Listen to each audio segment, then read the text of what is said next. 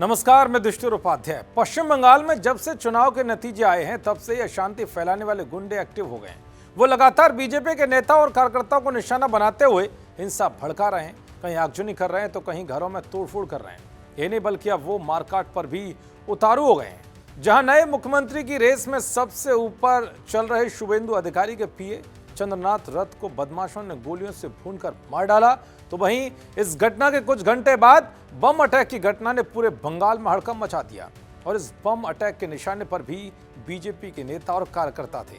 पश्चिम बंगाल के नॉर्थ 24 परगना जिले के पानीहाटी इलाके में एक भयंकर बम हमला हुआ है, जिसमें बीजेपी के 5 कार्यकर्ता घायल हो गए। कहा जा रहा है कि बीजेपी कार्यकर्ता वार्ड नंबर 2 में स्थानीय नागरिकों से मुलाकात कर रहे थे, तभी बाइक पर आए कुछ हमलावरों ने उन पर देसी बम से हमला कर दिया। हमले के बाद आरोपी मौके से तेजी से फरार हो गए। बीजेपी ने दावा किया है कि हमलावरों का टीएमसी से संबंध है। जिस इलाके में बम धमाका हुआ है वहां नई चुनी गई बीजेपी एमएलए रत्ना देवनाथ का घर है, जो कि आरजी कर हॉस्पिटल रेप पीड़िता की मां है। ऐसे में सवाल उठ रहा है कि क्या रत्ना देवनाथ को निशाना बनाने की साजिश थी?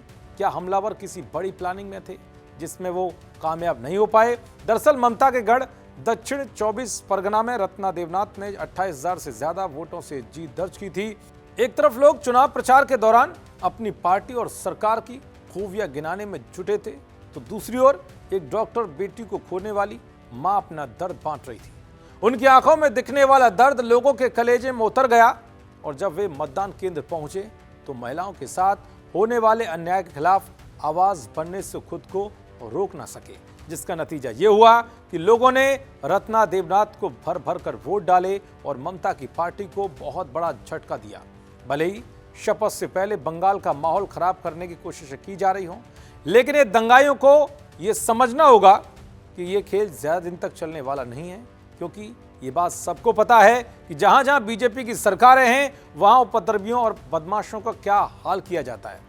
वैसे भी बंगाल का नया सीएम माने जा रहे शुभेंदु अधिकारी ने ऐलान कर दिया है कि बंगाल से गुंडों का सफाया किया जाएगा, जिसका ट्रेलर भी दिखना शुरू हो गया है। क्योंकि नतीजों के बाद जहां हिंसा भड़काई गई वहां उपद्रव फैलाने वालों के खिलाफ एक्शन तेज कर दिया गया है। पश्चिम बंगाल के पुलिस महानिदेशक सिद्धनाथ गुप्ता ने बताया कि पिछले 48 घंटे में पूरे राज्य में 500 से ज्यादा लोगों को गिरफ्तार किया गया है। इसके अलावा करीब 1100 लोगों को हिरासत में ले लिया गया है, ताकि किसी भी नई हिंसक घटना को रोका जा सके। लगातार छापेमारी और निगरानी की जा रही है। जिन इलाकों में तनाव की स्थिति बनी हुई है वहां सुरक्षा व्यवस्था और कड़ी कर दी गई है। तो कुल मिलाकर साफ है कि दंगाइयों से निपटने की पूरी तैयारी हो गई है। जिसने भी अशांति फैलाई उसका तगड़ा इलाज किया जाएगा। देखते रहिए जी न्यूज़। नमस्कार।